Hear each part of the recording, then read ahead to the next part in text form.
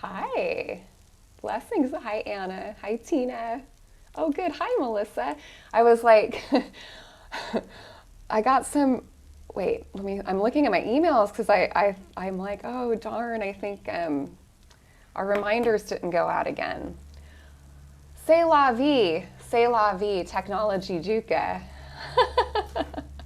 And it's good. It's always, I'm so happy that you're here because today's talk and meditation is, oh gosh, it's just such an important thing for us to bring awareness to and work with in our lives. So I'm glad you're here. Welcome.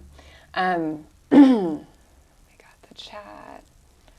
Yeah. Hey, Melissa. Oh, hi, Phoenix. So I titled this talk, it's about the shadow and reclaiming, really working with the shadow is about reclaiming the lost parts of yourself. And really it's about finding wholeness, because what we most deeply crave is a sense of wholeness, to known and be known. So I'll just let that land. And we might think that what we really want is to be happy all the time, but like really sense into that. There's the moments when we've felt that we know and we're known.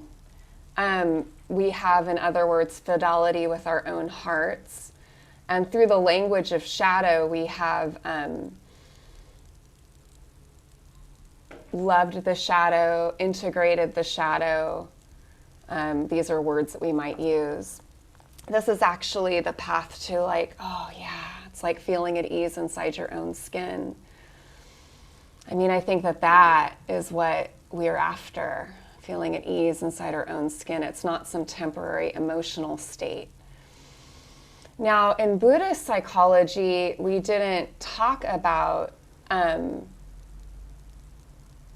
don't talk about shadow. That's not the word that's used. Or in Buddhist philosophy, and Buddhist psychology, we speak mostly of hindrances. But hindrances can very much be related to the shadow. I think that they're so similar and almost, we could say, maybe even the same. I think when we talk about shadows, we can get more defined, but they do all fall under these 5 lines or these 5 hindrances that we're gonna talk about as the first part of this talk. But before I go any further, I just want to take a moment and just let us settle in. And as you settle in, you're just going to take a moment or two to make contact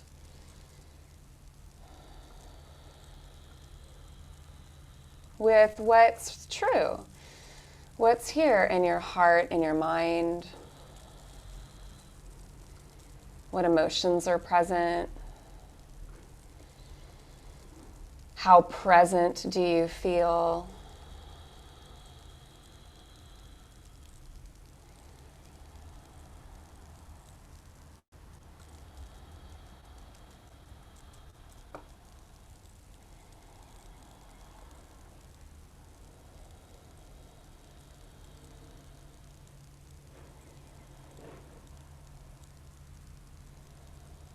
And then anchoring into your body.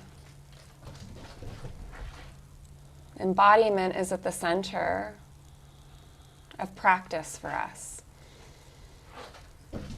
Presence and embodiment don't really work without each other.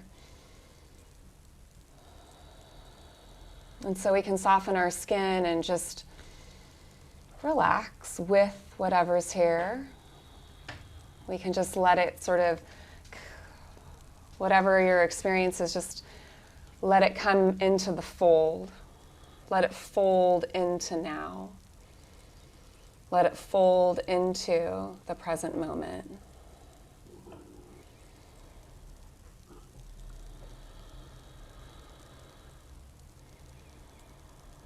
And then notice any intonations of the thinking mind towards a future that hasn't arrived Yeah, right? Like I've been gaming out my day. For sure. That's been going on for me. Like, okay, who do I have today? How's that going to go? You know, I notice my mind doing that. How's the talk going to go? You know, all that stuff. So you just notice the way your mind sort of might be gaming out, or sometimes if it's not doing that, it's making sense of what's happening in this moment.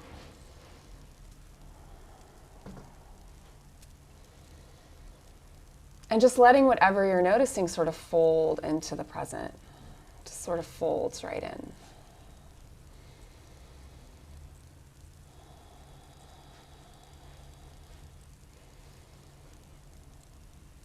Maybe there's an intention here for you, like a reason why you're here, some feeling, you know, that you're some way, something that you're wanting to feel or receive.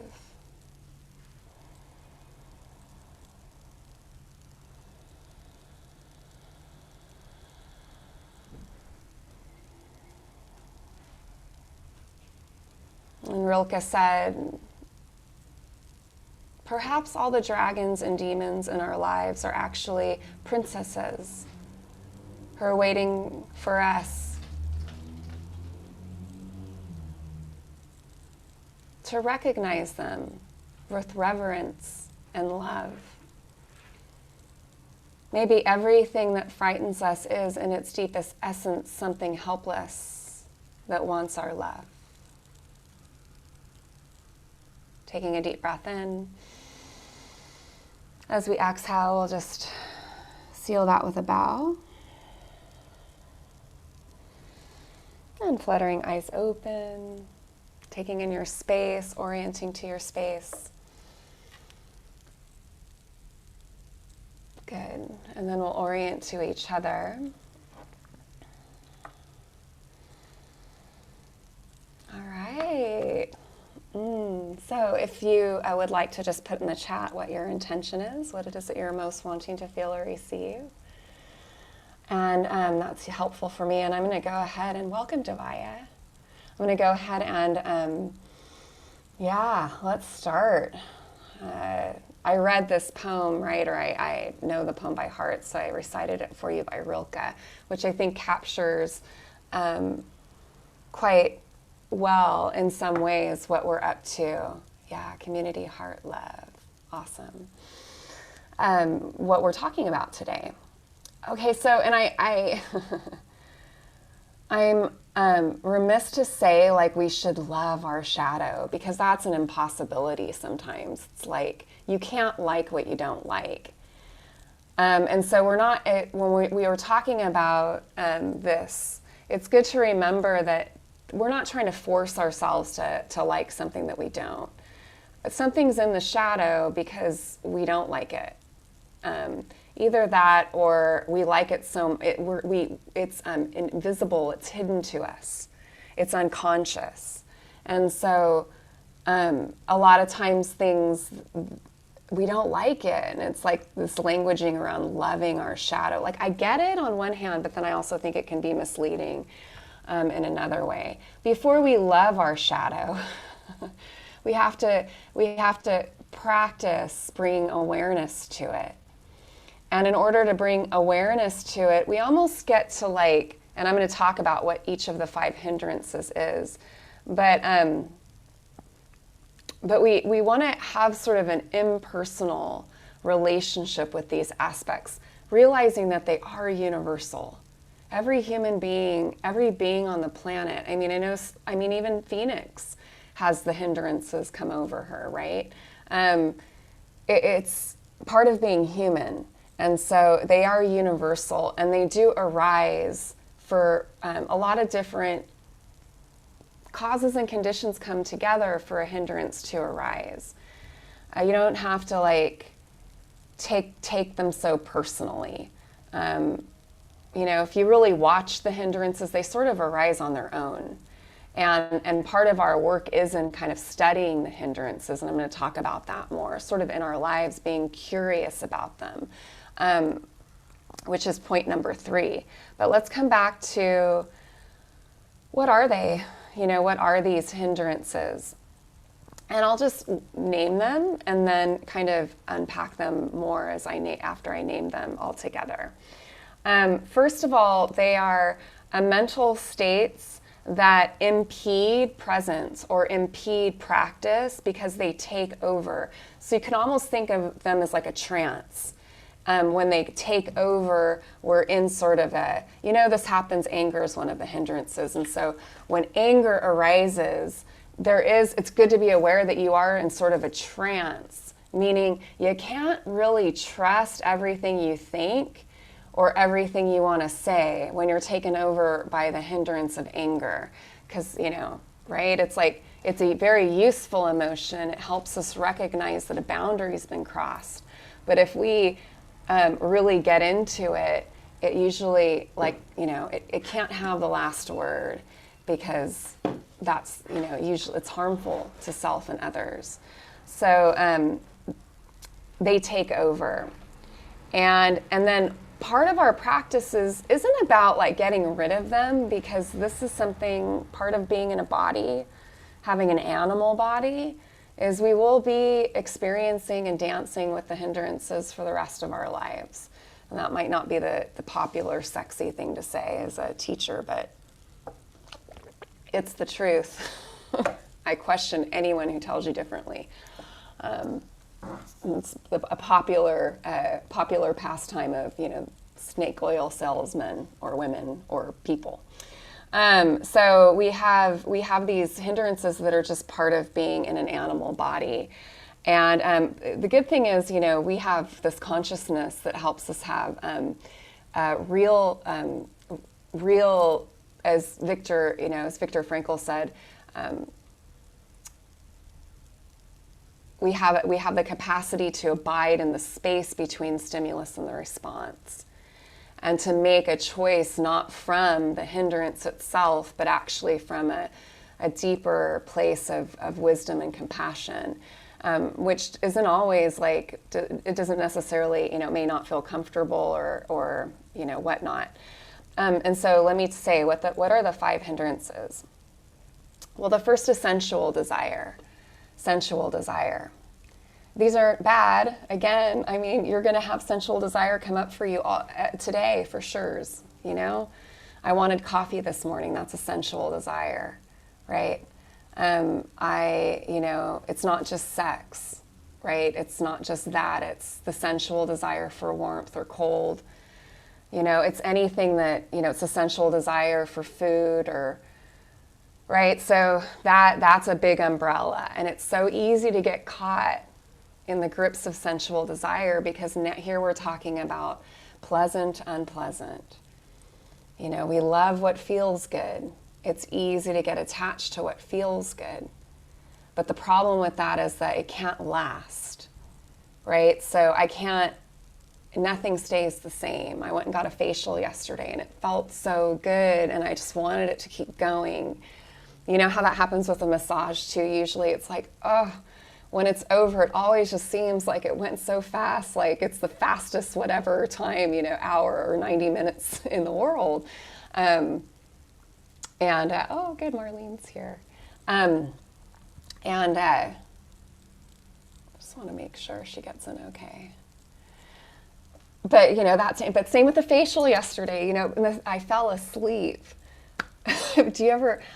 We had a retreat this weekend, so I was very exhausted, more exhausted than I had realized.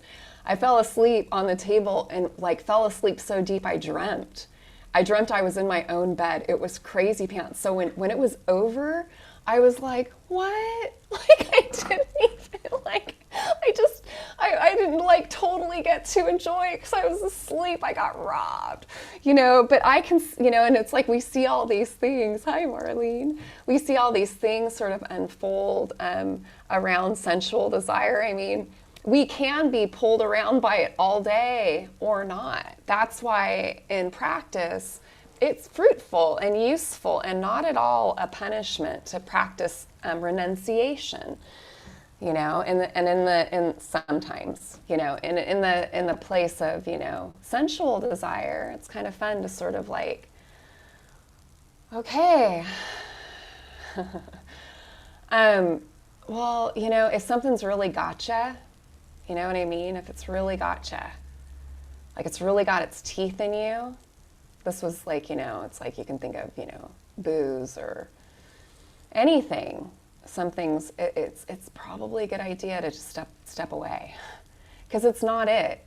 The thing about the hindrances is we get confused when we get caught in them, that we're thinking that by feeding that hindrance, that it's going to solve the big problem of feeling not okay, feeling not whole, feeling not enough, feeling that.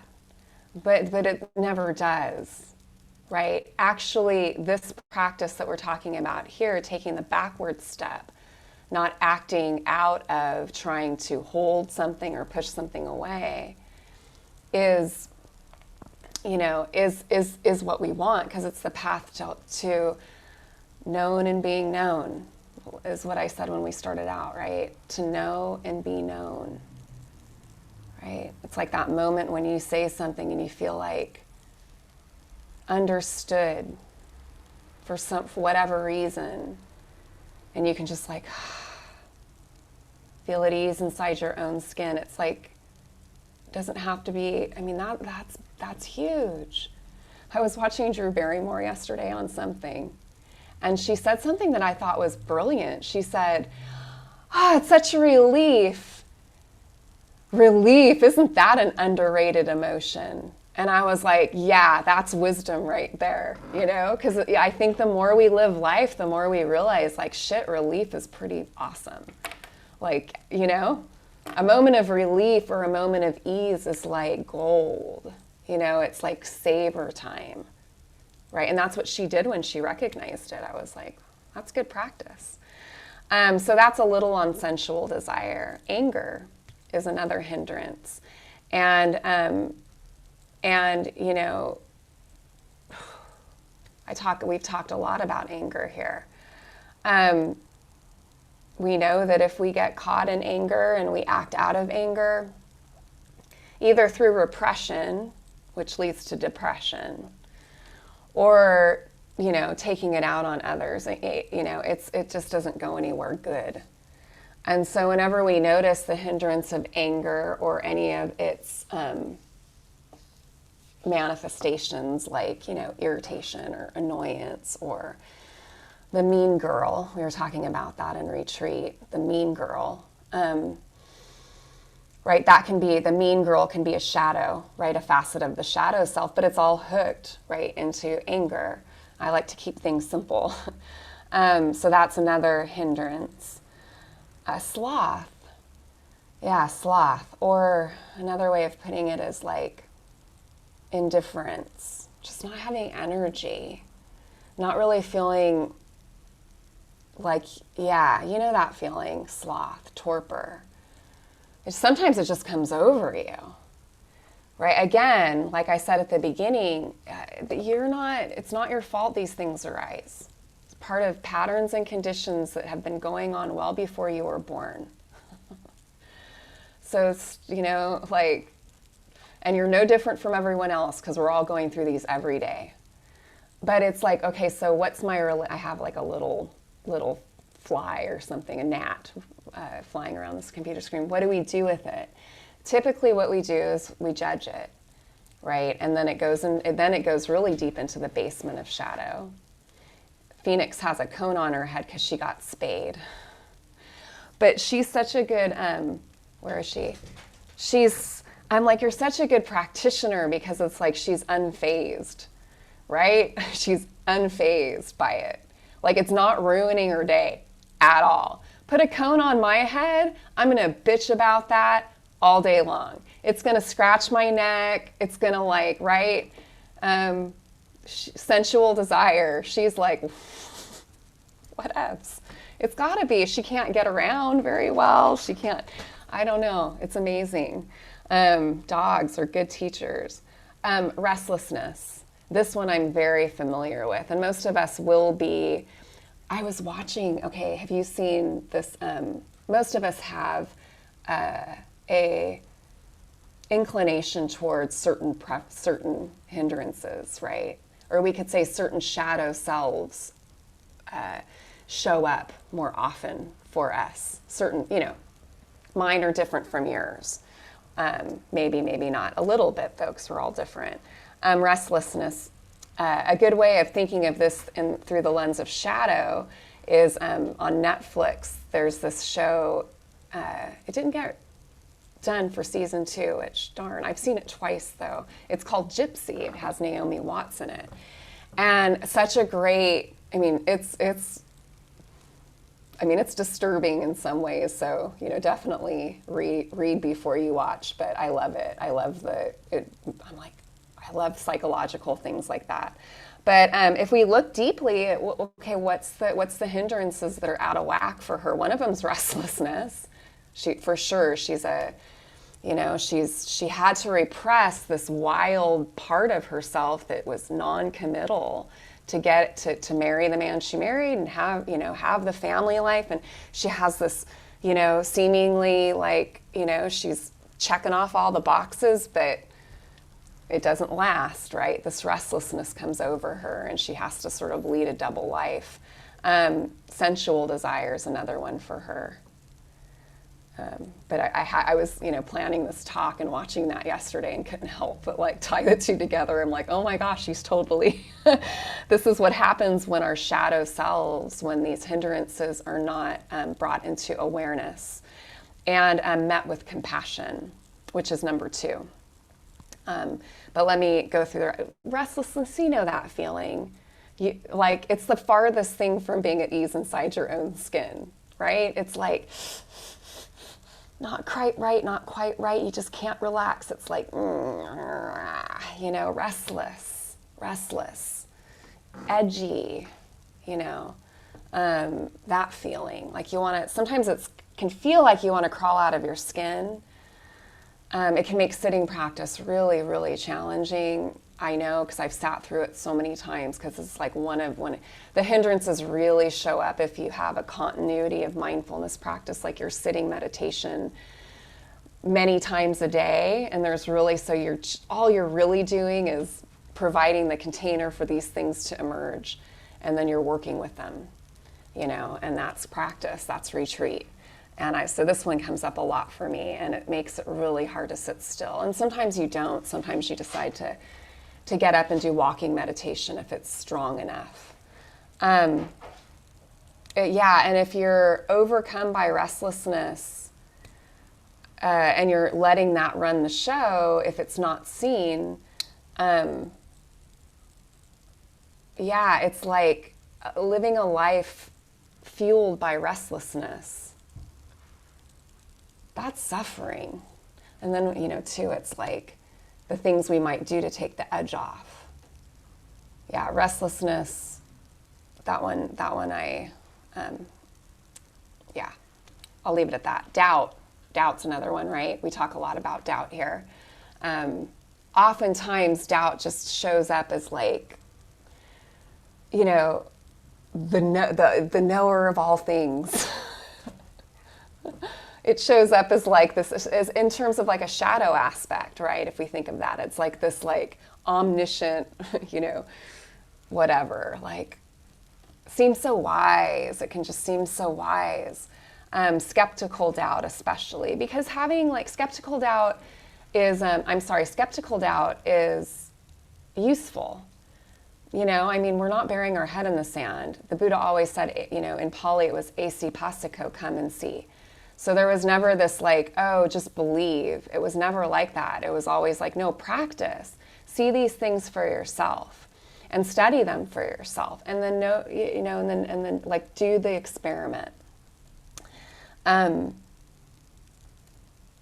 So, doubting is this true? What, blah, blah, blah. That can be really helpful and useful 100%. But doubt, the kind of doubt that is a hindrance, is the one that has you it's the kind of doubt the doubt eating its tail. And it can show up I'll never get this right. This isn't for me. I don't know if this practice would really work for me, and I don't know if it is working. And these are kinds of thoughts that, like self-doubt, it can work. It's, for other people, maybe. Other people can be Buddha, but not me. Or, it's something that Matthew Brensilver had said that I was reading the other day I thought was really potent too, that kind of goes along here. We get into trouble whenever we make anything mean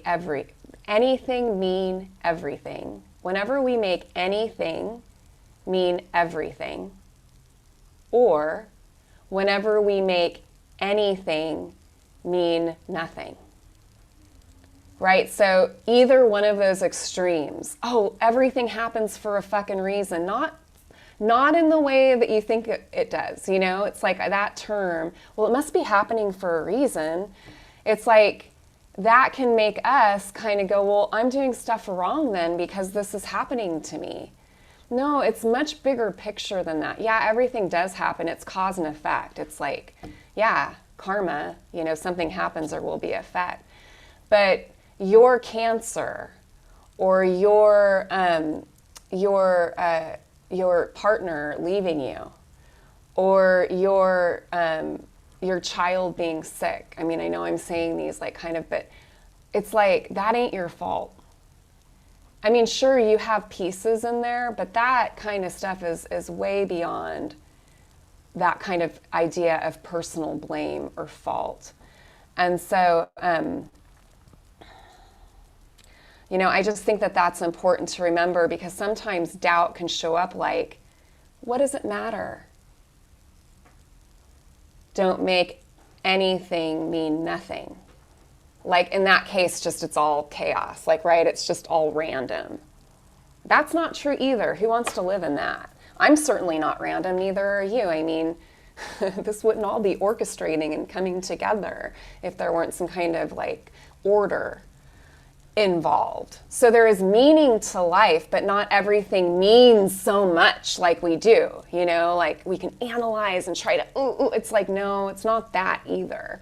Sometimes shit just happens to good people. And I hate to say that, but it's the truth. And it's true for me and it's true for you, right? Like shit's sure happened in my life. And for the most part, I would say, I'm a good person, right? Like I do my best not to cause harm, and it's the same for you. And that doesn't mean anything other than what it does. So when stuff happens, that's dukkha. It's like, of course that's going to happen, right? Now, how do we respond? That's practice. How do we respond? Are we going to be guarded against that in our life, or will we be like unguarded, right? Understanding that there will be ups and downs, understanding that the hindrances will arise. And now what we're doing, so the first aspect was awareness, which we spent a lot of time on, and I hope that was, helpful. Now the second piece I've talked about a lot, but I'll just say it explicitly right now. We want to soften the self-judgment or the criticism when they do arise. Because if we're really judgmental, and this is delicate too, this is why coaching, like having a mentor or a coach or like a therapist, because some of these things you won't see on your own because there's so much shame. And so that was something I just wanted to mention, But some things you can see because you don't have as much shame. There's already more acceptance, say, around your anger or your sloth, Like, I don't know. So it's not as, you can work with it on your own. And so when you start to notice like restlessness coming up, knowing, I'm feeling restless. A hindrance is present. I can't totally trust actually what I think or even what I feel when a hindrance is present. That's a good thing to know. And so it's bringing this awareness, and then also like, okay, it's not my fault, and I'm 100% responsible. It's not my fault. I had a client who was, she was engaged, she was going to get married, and she was so upset when she came into a session because she had gone to see her family and had run into some old friends, and as it happens, had feelings for someone, had feelings for somebody that how that happens. She was very much in love with her fiance. This was very confusing for her. The fact that her sensual desire, the craving for, this other person was very strong. And the first thing that we did when she shared it with me was just like, yeah, this is here. This craving is here. It's not wrong. Of course. Of course, you're a human being. Right? And like, okay, how is it to acknowledge that? So that's just like, okay, awareness around this hindrance. Now, not my fault. We don't control to either who we're attracted to. It's like, good luck with that. And just being attracted to someone is not an indication at all that there's anything wrong with your primary relationship. I don't know where we get these ideas. But anyway, life we'd be a lot more at ease inside our own skin if we realize that that's going to happen inside of a marriage. Be prepared for it, marriage or, before marriage, right? Good thing this happened, anyway. But what do we do with it? That's the question. Not my fault, and now I'm 100% responsible. Right? So it was like, okay, right? Like, okay, so as we saw what was actually going on, it was a lot, and she wasn't like, because the doubt that was getting kicked up about her primary relationship was really confusing. We needed to separate the two out. Once we could separate the doubt about the primary relationship and just sense this as being like normal stuff, it's like, oh yeah, here's a shadow, here's a hindrance. Okay, you can be a sexual person who's attracted to people of the opposite sex and have really clear, clean, energetic boundaries around that. Like, there's like, that's absolutely possible, right? And so you shift, right? And we talked about that and how that can happen, right? Like, okay, so what do those boundaries look like? Right? We have to have those boundaries in place for the safety of the primary relationship. And that's our responsibility. And so I outlined that as a story I wanted to share with you because I thought it was a nice, it captured, the whole piece, all the the points that I wanted to talk to here. The third being curiosity. Like, I wonder where I feel this in my body. Always a good question whenever you're taken over by a hindrance. Like, where do I feel this in my body? Because now I'm getting out of my head and I'm coming closer to the bone. That's a lot closer to truth. Because it doesn't, like sensual desire, for example, it doesn't actually need to attach to a person, right? It can just be the energy of that experienced in the body. And that's actually how we work with it in retreat too, because it happens on retreat to everybody. How do you work with it? It's like, get out of your head about it. You don't know this person. You don't know where it could go. You really don't. You really don't. Like, it's really good to get crystal clear about that. And that you are, in that moment, under a trance. It will pass. That's a promise. It will pass. Don't make so much of it, right? Don't make so much of it. It's fleeting, it's passing. All hindrances are. They are not you. And so this is about trusting in your center. So they are not you. This is trusting in your center. Right?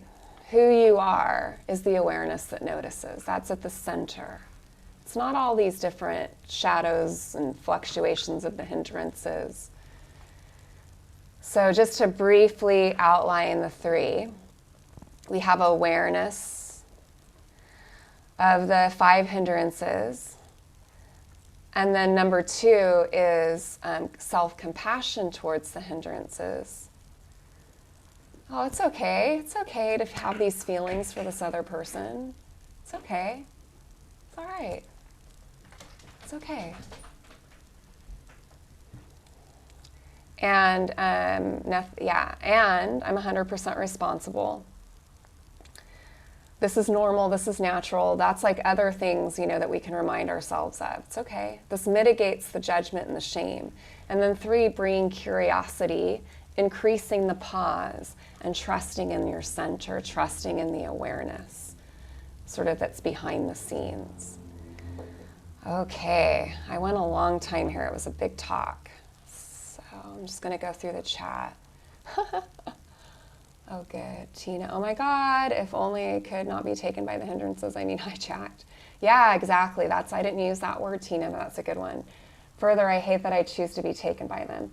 Yeah. And we can watch that whole thing unfold too. Like, people do this with cigarettes. Like, you can do it with anything. Like, just sort of like noticing the pull to smoke, reaching for the cigarette, lighting the cigarette, total mindfulness while you're doing it. It's interesting. Like, it's like with things that we just, rather than white knuckling it, like go to the Haagen-Dazs, take the Haagen-Dazs out, take off the lid, smell. What's the first bite like? Like, stay with it. What's the second bite like? Stay curious. Yeah, so that's like, I hope, yeah. Sometimes that's how we work with it. I know, because the hindrances are so juicy. We want it. It's like, but I want to. And it's like, okay, let's include that in the awareness. Fold that in. But some things, right, like with my client's story, no, she's not tasting that. Like, right, like that the Haagen-Dazs is a level of harm. It's not really that bad, especially if you're doing it with full awareness. The other, no, that's going to, F everything up. Right? Like it's not what she wants.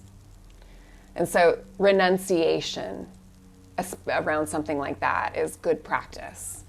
It's good practice. Couple weeks she's home, she's going to look back at that and go like, that was weird. That happened. Like, she'll see clearly. This brings things full circle. Restlessness, I commented on my social. I noticed I've had resistance towards my practice, both yoga and meditation. Yes. I went for a long walk at the bluff in the grass and felt it lift a little. Yes, good. Sometimes too with resistance in practice, this is how I've worked with it in the past too. I'll be like, just sit on your cushion for 5 minutes, Karina. That's all you got to do. Right? Just 5 minutes. All right. Just sit on the cushion. Just sit on it. Right? Like baby steps, just little baby steps sometimes, like sometimes that's good. That's a good practice to get in it's like working out, right? This morning I did my spin. I was like, just put your pants on, just put them on. That's all you have to do.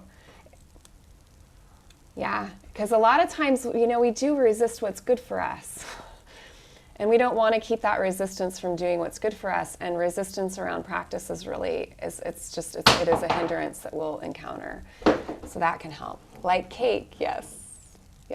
But I liked also, I went for a long walk at the bluff in the grass and felt it lift a little bit. And really, like, that can be walking meditation, right? When we, meditation really is about, like, so if we're walking and like wanting to do walking meditation because maybe we're dealing with a lot of restlessness. No earbuds. Like, you know, if you really want it, it's like, okay, so we can treat this as a meditation, meaning I'm not inputting anything. I'm not checking my phone. I'm not doing anything else. I'm just walking. That way, my awareness is bright around whatever is arising as I'm walking. Right? So, because that's what we're meditating to brighten the awareness. If our awareness isn't bright around the hindrances, right, just swept away. Right? I mean, how many people have been terribly damaged inside of spiritual communities because of hindrances that haven't been addressed by the leaders? I mean, right? So it's like there is an element of awareness practice that's very valuable in the arena of ethics and integrity, right? So we definitely do want to have as part of our practice, it's like brightening awareness, and that means eliminating external distractions. But I've totally used walking meditation that way, like fast walking for exercise. And sometimes it's like it is about just going and taking a walk, but let that just be. You're just walking, or you're just loading the dishwasher, or you're just folding the towels. Just this. So, yeah. All right, we're gonna have a little sit. I hope you enjoyed the talk. These talks are freely offered, and your donations do really make a difference. And I really, really appreciate your donations. PayPal, Zelle, Venmo, thank you. And yeah, so let's sit. I'm gonna grab my bell. I didn't bring it up.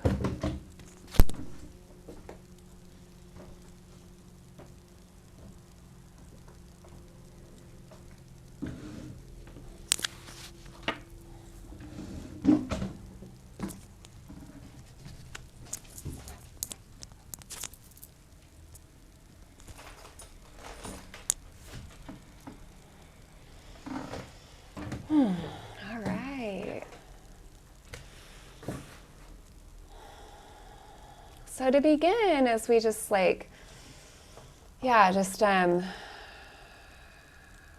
relax back into the body, and there's a way of sort of dropping the talk. There will be the reverberations of the talk in the thinking mind, but we don't need to think about the talk anymore. Whatever we needed was received.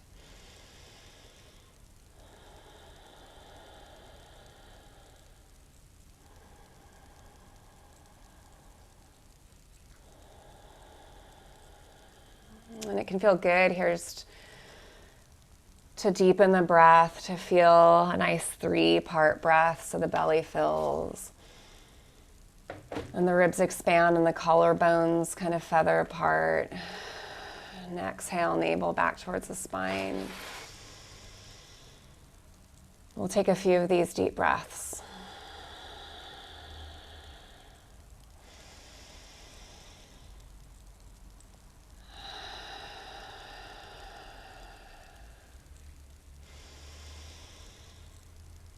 And just maybe sighing it out.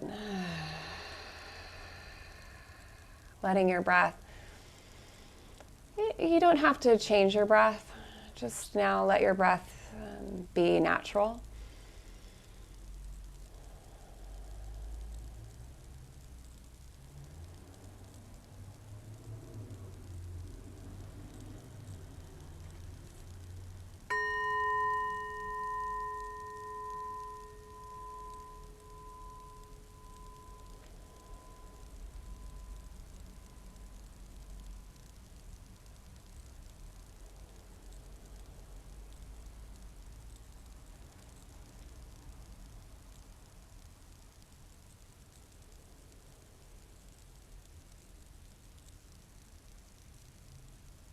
Sense a steadiness to the breath, and sense a steadiness to your spine.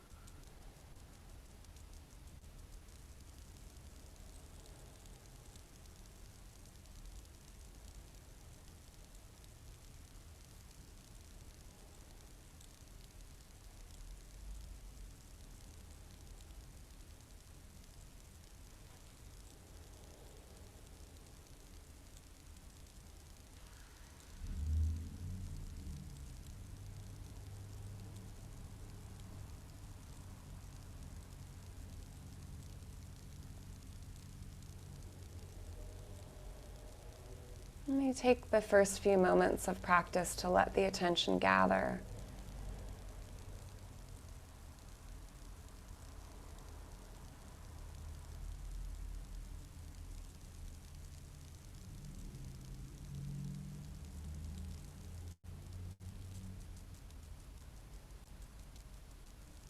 And staying close to the bone.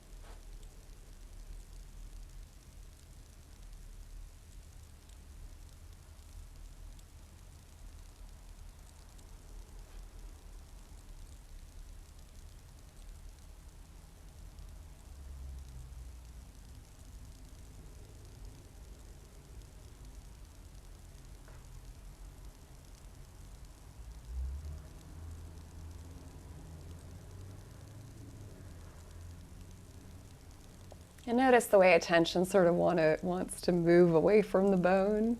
Yeah, it just does. It like, whew, there's a pull, right? And then just noticing, and anytime you notice that, you can just bring it back to the bone.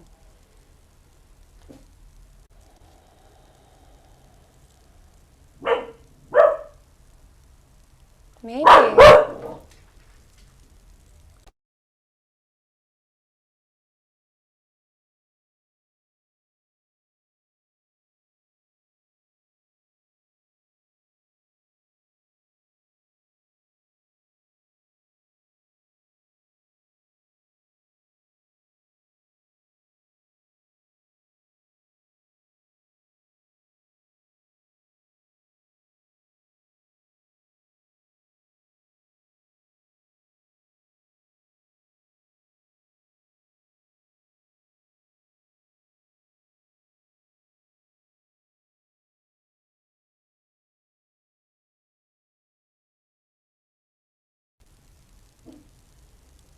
Sometimes what pulls us away from the bone is a hindrance.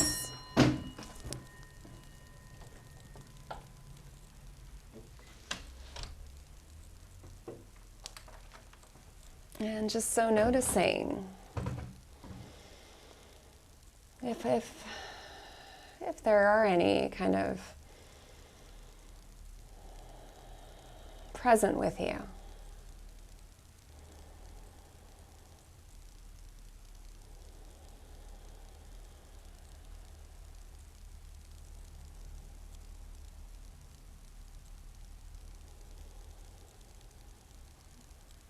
If not now, then you have a more awareness of which ones you get caught in from our talk.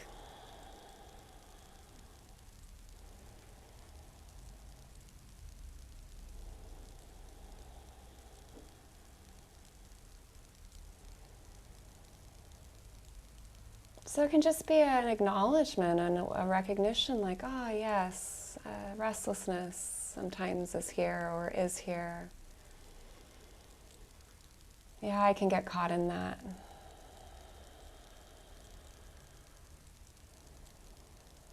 It's not my fault.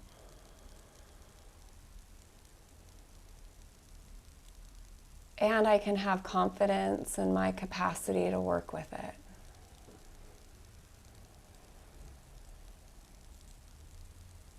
I can soften.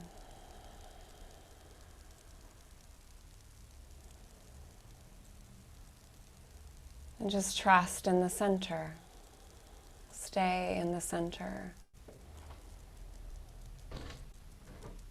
And then just notice what happens.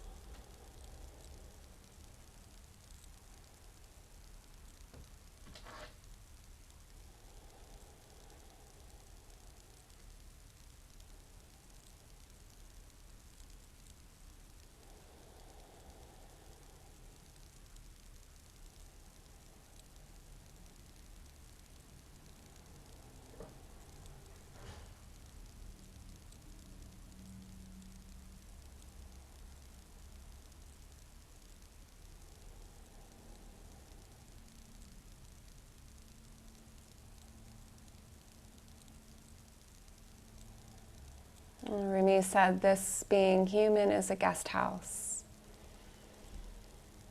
Every morning a new arrival, a joy, a depression, a meanness. A momentary awareness comes as an unexpected visitor.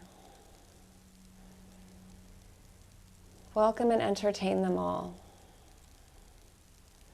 even if they're a crowd of sorrows, who violently sweep your house empty of all of its furniture. Treat each guest honorably. He may be clearing you out for some new delight. The dark thought and the shame and the malice, you can meet them at the door laughing and invite them in. You can be grateful for whoever comes, because each has been sent as a guide from beyond.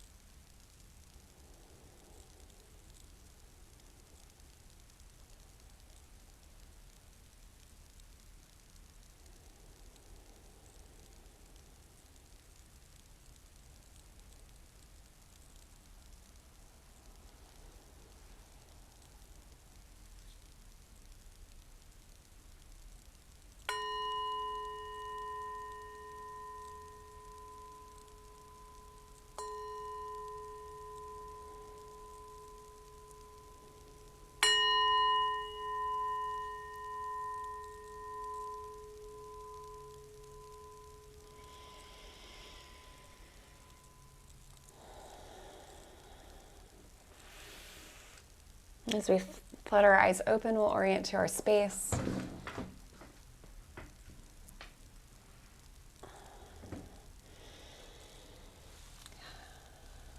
All right, thank you so much for joining me, and would love to, like, any takeaways you can pop into the chat, put into the chat.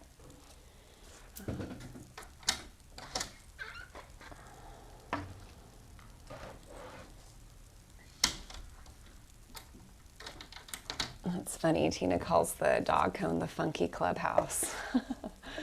I would have had her in the, anyway, she's just having a hard time walking around with this thing on her head, and I just want to make sure she's, anyway, sorry for the barking. Oh, sorry for the barking. I noticed I hadn't been welcoming discontentment. Oh, good. Yes. Thank you, Devaya.